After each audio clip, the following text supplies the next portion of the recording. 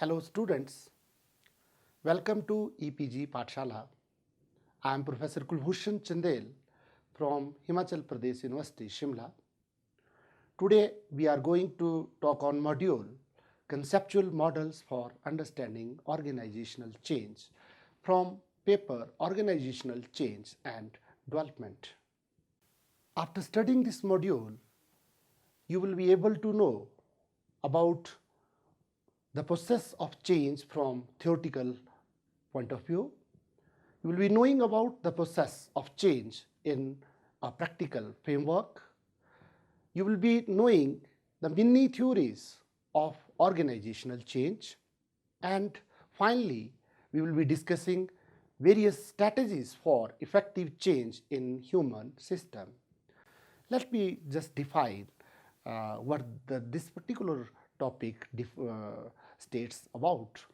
For studying the concept of organization change more thoroughly, the factors like what to change and how to bring that change in the organization are very important. The content of resistance is the threat of loss, and this threat of loss is a process. While going through this module, we will be studying in detail the organizational change process framework in terms of theory and practice, and also various theories about the organizational behavior. While studying the concept of what to change in an organization, we will study about the beginning of the organizational leaders being confronted with an outcome and other events or shifts in the external organizational environment.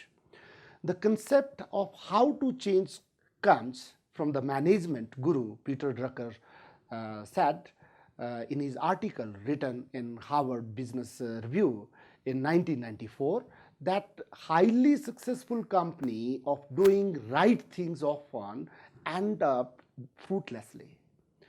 This paradox was called as the theory of business by him.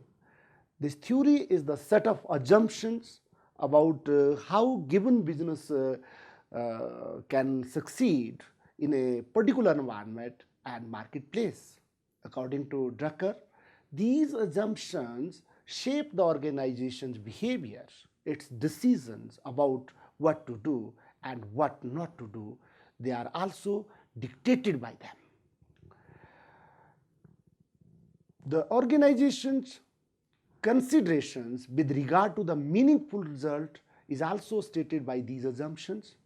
Drucker gave three parts of the theory of a business, namely assumptions about the external environment of the organization, such as society and its structure, the market, the customers, and the technology.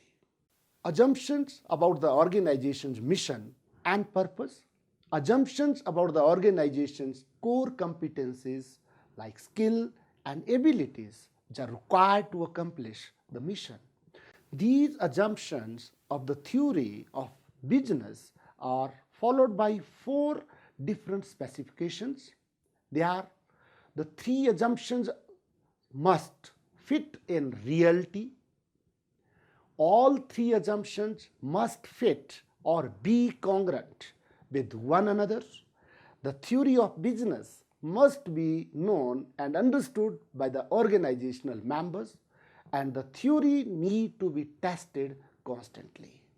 The more successful organizations which has been in the past, the more senior managers seems to hold on to the business contents that got them to their level of success in spite of the radical changes in the organization's external environment.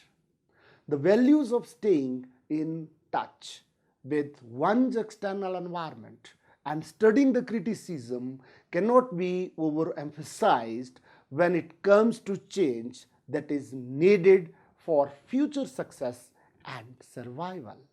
Possess how to change a theoretical framework in an attempt to integrate the pluralistic quality of theory about the organization change when and Poole in 1995 conducted a computerized search about the disciplines and studied over 1 million articles. They reviewed that there are about 20 different theories of development and change.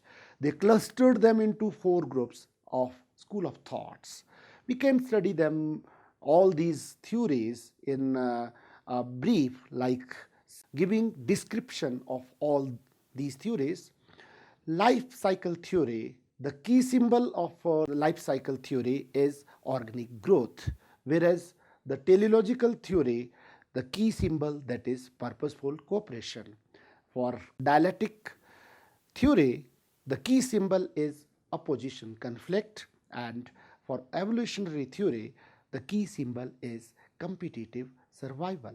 As far as event sequence is concerned, in life cycle theory, it is linear and irreversible sequence of stages, and whereas in teleological theory, it is a discontinuous sequence of goal setting, and for dialectic theory, it is discontinuous sequence of confrontation, and for evolutionary theory, it is the cumulative sequence of variation.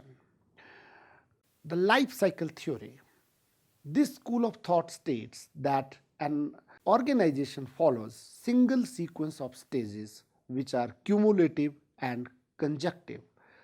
They stated that changes are inevitable, and the life cycle theory rests the metaphor of organic growth. In other words, an organization is like a living organism. Although an organization may undergo change as it passes through its phases, perhaps both the form and functions, its identity nevertheless is maintained throughout the process. They classified the Grenier model of organizational development as both life cycle and dialectical. Grenier in 1972 gave 5 stages in an organization life cycle, like creativity, direction, delegation, coordination, and collaboration. Each of these stages finishes in a different crisis of leadership, autonomy, or control, which propels the organization to next stage of growth.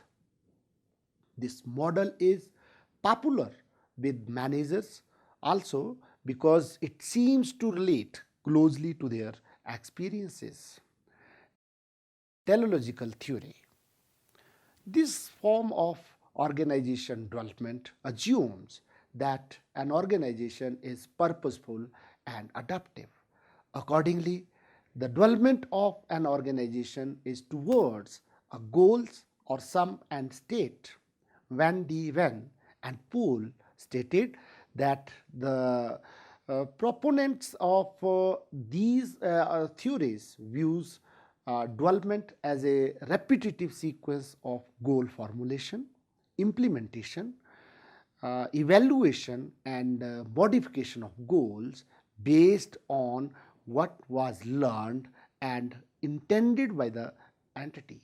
So even though the goals can be reached, new goals are set as a function of changes in the external environment. Establishing an organizational mission statement, creating new vision, planning a different strategy, and listing a set of goals, all are the examples of application of schools of management thought. Simple, the organization change as goals and purpose changes. The process of change is ongoing process. The organization is never in permanent equilibrium. Dialectical theory.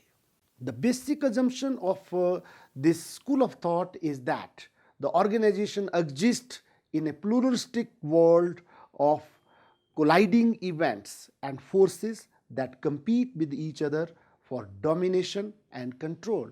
The organization change occurs at 2 different points of views that collide and some resolution is reached. The desired resolution is a creative combination of two different positions. In the business world, the acquisition and takeovers represents the resolution that are not necessarily creative. A creative combination is usually beneficial, but this type of outcome is very rare. So organization change that occurs as a consequence of dialectical process may be good or bad. Evolutionary theory. This school of thought assumes that organization change proceeds according to a continuing cycle of variation, selection, and retention among organizations competing for resources in a designated marketplace and environment. Organization change is then explained as an ongoing process. Thus, organizations exist in an environment which is not static one, and the organizations have no choice but they have to change. Let me discuss now the process how to change. Practical framework. In this section of practical framework or process of how to change, theoretical way of considering the change process is more applied, and practice oriented way of considering the change process is discussed. In other words, the focus is more on how the sequence of the change and related interventions are to be made. Firstly, it is important to determine as clearly as possible how ready people are in the organization to accept and implement the change. Both the clarity of change direction and motivation are necessary for acceptance and commitment on the part of organizational members. The change process implementation can be discussed in various steps. Levin's 3 steps. Kurt Lewin and his associate in 1947 conducted various studies as a part of larger efforts at changing food habits in a line with the World War II era to influence the people to eat less desirable and cheaper foods. After 4 years of study and action research projects, it was concluded that to be successful, the change process needs 3-step procedures like unfreezing, moving, refreezing, or freezing at new level. These steps can take many forms and needs as much as possible to the particular situation. At the organization level, the unfreezing step could be one of presenting data to organizational members that shows a sizable gap between where they are and where they need to be to meet growing demands. The second step involves moving towards the new desired level of behavioral with respect to the organizational gap. For example, moving might take forms of training managers to behave differently towards their subordinates in order to improve customer service or implementing actions plan for changing work processes or improving information system. The refreezing step establishes ways to make the new level of behavior. This step could include installing a new reward system to reinforce the new desired behavior or restricting certain aspects of the organization so that new accountability arrangements and new ways of measuring performance are put into place. Levin's 3 steps expanded by Shane. Shane in 1987 pointed out that Levin's steps may convey discrete actions, but he stated that the steps overlap and the process is more elaborate and complicated than a mere 3 steps. He stayed with 3 stages within each one. He expanded and elaborated them. The 3 stages proposed by him are unfreezing. That means creating motivation and readiness to change is done in unfreezing. There are at least 3 ways of unfreezing an organization, and these are disconfirmation. It demonstrates a need for change. For example, surfacing organizational members' dissatisfaction by showing that the customer base is eroding and something must be done to stem them, or by providing information about the radical change in the organization's external environment that threatens the survival of the enterprise. Induction of guilt. When organizational members are facing with the data that shows a gap between what is and what would be better, they are likely to be motivated by guilt feelings and general anxieties to reduce the gap and to take action towards that would make things better. Creation of psychological safety. Creating disconfirmation and inducing guilt and anxiety are not enough to accomplish the unfreezing stage. Sheen contended that for people to move to second stage, and they must believe that doing so will not cause the feelings of embarrassment, humiliations, and loss of self-esteem. Organizational members need to feel worthy and psychologically safe to have no fear of retribution for embarrassing the changing. This stage involves cognitive restructuring, which means that organizational members need to see things differently than before. And as a result of this different view, they must act differently. There are 2 processes that are necessary to accomplishing this stage, and these are identification with a new model, mentor or leader to begin to see things from that other person's viewpoint. If we see the point of someone else, then we can begin to imagine the point of view as something to consider to ourselves. Then scanning the environment for new and relevant information. Then it comes refreezing. This stage involves the integration of the change for organizational members, and it has been divided into 2 parts by Sheen. One, personal and individual, which helps the organizational members to feel comfortable with the new behavior that is required to make the change and to link the new behavior with one's self-concept. Then it comes interpersonal.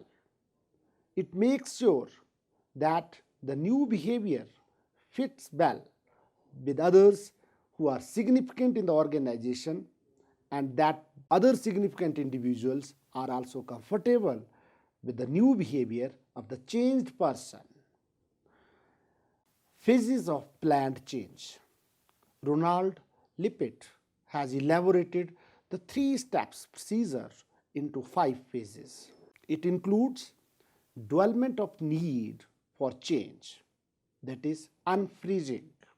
Then establishment of change relationship between the change agent and the client organization. Then it comes working towards the change, that is moving. Then generalization and stabilization of change, that is refreezing. Then it is achieving a termination in the relationship, that is ending the change contract between consultant, change agent and client organization. Theories related to organization change. There are various other mini theories related to the organization change from psychological and organizational behavior point of view, which are applicable to the organization development and change. The choice of the theories is selective. The target is to show how the theory can be applied to organization change via these selections. These theories are addressed primarily as individual, then interpersonal and group focuses, and then emphasis on larger system. We can explain in detail these theories as under. Individual emphasis. Need theory, which was given by Maslow and Herzberg. Maslow in 1954 and Herzberg in 1966 proposed their theories focusing on individual needs, but still they different in two primary ways. Maslow's need hierarchy theory addresses motivation, whereas Herzberg focused more on job satisfaction. The second difference is that Maslow's need hierarchy was represented as single continuum from basic needs to self-actualization, whereas Herzberg addressed the dissatisfaction from high to low and other addressing job satisfaction from low to high. Herzberg's theory stated that hygiene or maintenance factors contributed to dissatisfaction and motivator factors contributed to job satisfaction.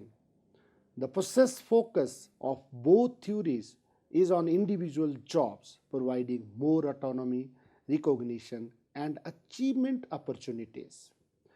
Expectancy theory, which was given by Broom and Lawlers.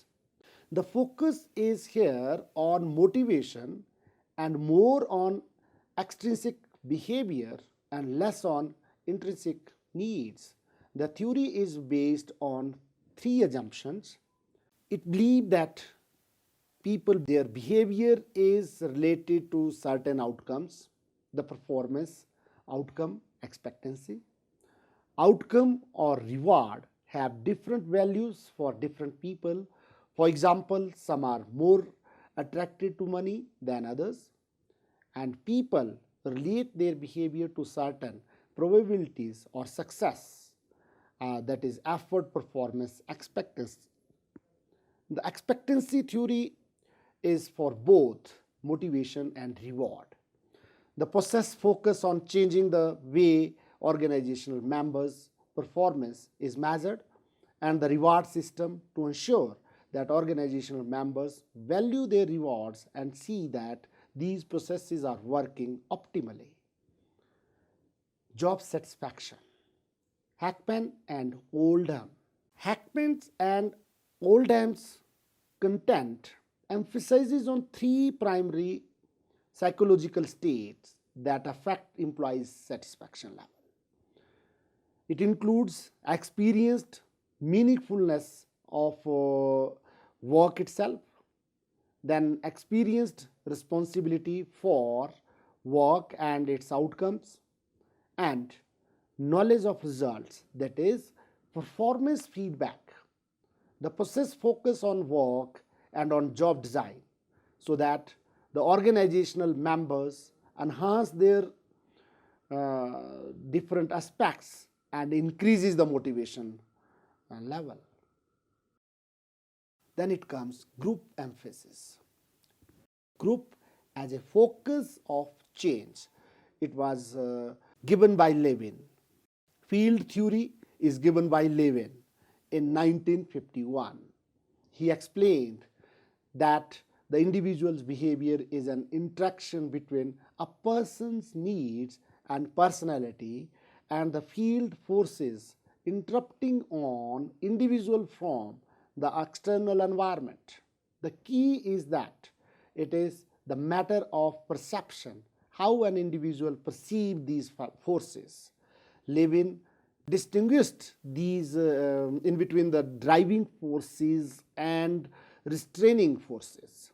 Drivers push individuals towards new behaviors, that is high productivity, and restraining forces inhibit new behavior.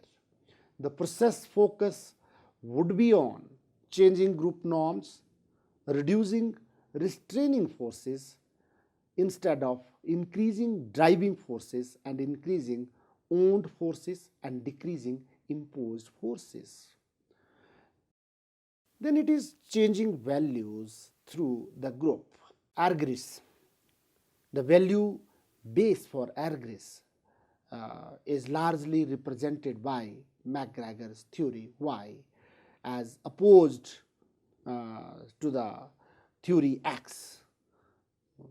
By theory X, the McGregor meant that managers have assumptions about people in organization being lazy and require structure and direction.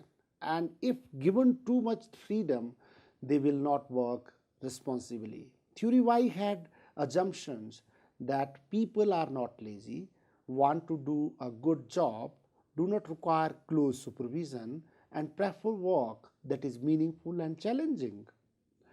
Agris contented managers having values for theory Y but behave according to theory X. This inconsistency between words and action cause mistrust or distrust, low level of commitment, and poor morale on the part of employees. The process focus of this theory is on the part of top executives group. The process may involve recording executives meeting, analyzing the content, and then reporting his analysis to the group. This analysis often emphasizes the degree of congruence between statement and arguments made and subsequent action taken. The overall change goals are to reduce the gap between words and deeds. Then it comes group unconscious. It was given by Bjorn, originally trained as a psychiatrist and then psychoanalyst. Bjorn evolved the theory that group has an unconscious as an individual does. This collective unconscious operated parallel to the conscious group or group work group. The work group has the task accomplishment aim, while the unconscious assumes that authority is to be resisted, destroyed, and then replaced with a new leader who will get it right, which according to Bjorn never happens. He stated that as long as the work group is dominant over the assumption group, the production outcome can be achieved. But if the group, which is work group members, wanders from tasks and form the subgroups, then the basic assumption mode has become active and group will fail at the task accomplishment. The process focus is to reduce the effect of the basic assumption mode and enhance the work group mode by staying focused on the task and being aware of the passage of time. Larger system emphasis. Participative management, which was given by Likert. Likert gave 5-point scale known as Likert scale, which is categorized organizations according to management approach and declared 4 main categories.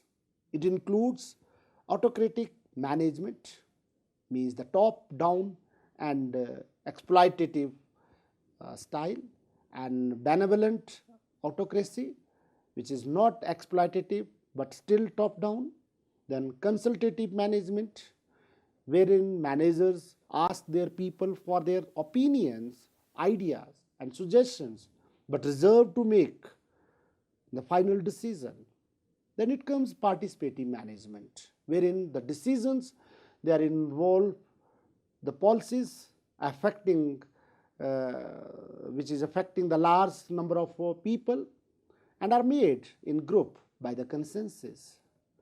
The content for Likert was specified and clear for systems or management approaches and how they are manifested and practiced within each of the behavioral functions like leadership, motivation, communication, interaction, decision making, goal setting, and control.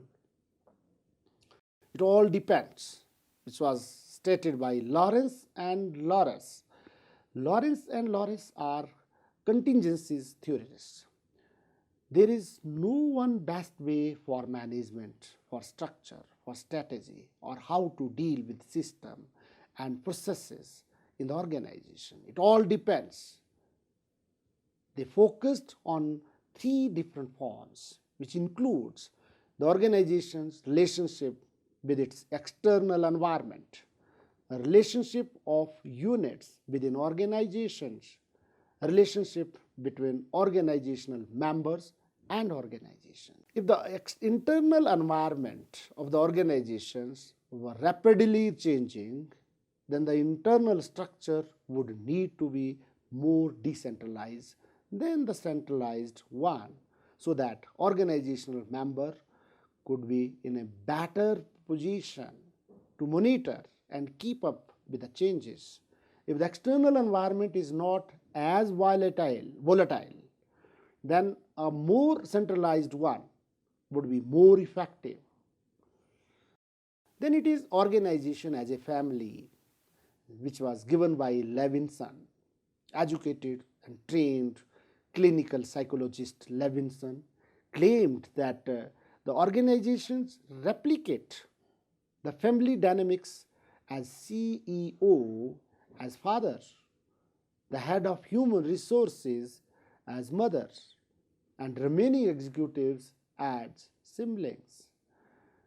It is also not surprisingly to learn that much of Levinson's contributing experiences have been with the family-owned businesses. He believed that an organization has a personality just as an individual, and that the effectiveness of organization depends on how well the various parts of the personality are integrated.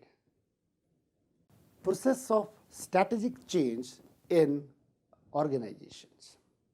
Rajagopalan and Spreezer in 1997 gave their perspectives within the larger open system theory framework and stated that for survival, an organization is dependent on the external environment. They gave three perspectives, which are rational. This school of thought focuses more on contents than on processes. It assumes that the external environment can be viewed objectively, that is, there are facts that can be obtained and classified. Sequential planning and linear thinking also characterized this perspective. Learning. This perspective makes a different assumption about the external environment that is dynamic, changing, and uncertain. Objectivity is very difficult, and the change process takes the form of a series of actions that are revolutionary, and these are not sequential. Managers must take chances. Then it is cognitive. Like the learning perspective, this school of thought focuses more on process than content, and focuses on managerial cognitions such as core beliefs, knowledge structures, managerial actions regarding strategic changes, which are studied, and then attributions are made so that what managers were apparently thinking to have caused such actions. Strategies for effecting change in human systems There are 6 strategies within the empirical rational group as stated by Chen and Bain in 1985. These are basic research and dissemination of knowledge through general education, the strategy of knowledge building and general education to widely spread the results of studies so that the thinking of the people could be understood and they approve and act accordingly. The personal selection and replacements. The difficulty of getting knowledge into practice may be due to certain people who are occupying the positions of responsibilities who do not take appropriate actions. Then it comes systems analysts as staff and consultants. In this case, the experts deliver knowledge in a rational and systematic manner. The assumptions is that their expertise is unique, highly technical and specialized. This strategy is represented by traditional management. We can say that traditional management thoughts. Then it comes applied research and linkage systems for diffusion of research results. The research conducted must be highly targeted and the changes would be data driven. The assumptions of these kinds of data will be accepted for change because the methodology is steeped in the scientific methods. Then it comes thinking as a strategy of changing. This thinking is an effort to extrapolate from science to a future and better version of for the society, community or the organization. Then it is perpetual and conceptual reorganization through classification of language. The assumption is that the experts in semantics can see more correctly, communicate more adequately and reasons more effectively. Now let's summarize what we have learned from this very module. The content of resistance is the threat of loss, and this threat of loss is process. While studying this module, we have studied in detail the organizational change process framework in terms of theory and practice, and also the mini theories about the organizational behavior. While studying the concept of what to change in an organization, we have studied about the beginning of the organizational leaders being confronted with the certain events or shifts in the external organizational environment. The concept of how to change comes from the management guru Peter Drucker. He stated in his written article in Harvard Business Review in 1994, as we have discussed earlier, that highly successful companies of the right things often ends up doing them fruitlessly and decline that is ensured. This paradox was called as the theory of business by him. This theory is the set of assumptions about how given businesses can succeed in a particular environment and marketplace. In attempt to integrate the pluralistic quality of theory about the organizational change, Wendy Wen and Poole in 1995 conducted a computerized research, search about the disciplines and studied over 1 million articles. They reviewed that there are about 20 different theories of development and change. They clustered them into 4 groups of school of thoughts. In the selection of practical framework of process of how to change, theoretical way of considering the change process to more applied and practice-oriented way of considering the change process that has also been given and studied. In other words, the focus is more on how the sequence of the change and related interventions are to be made. Firstly, it is important to determine as clearly as possible how ready people are in the organization to accept and implement the changes. Both the clarity of change direction and motivations are necessary for acceptance and commitment on the part of organizational members. There are various other mini theories related to the organizational change from psychological and organizational behavior point of view, which are applicable to the organization development and change. But the choice of theory is selective.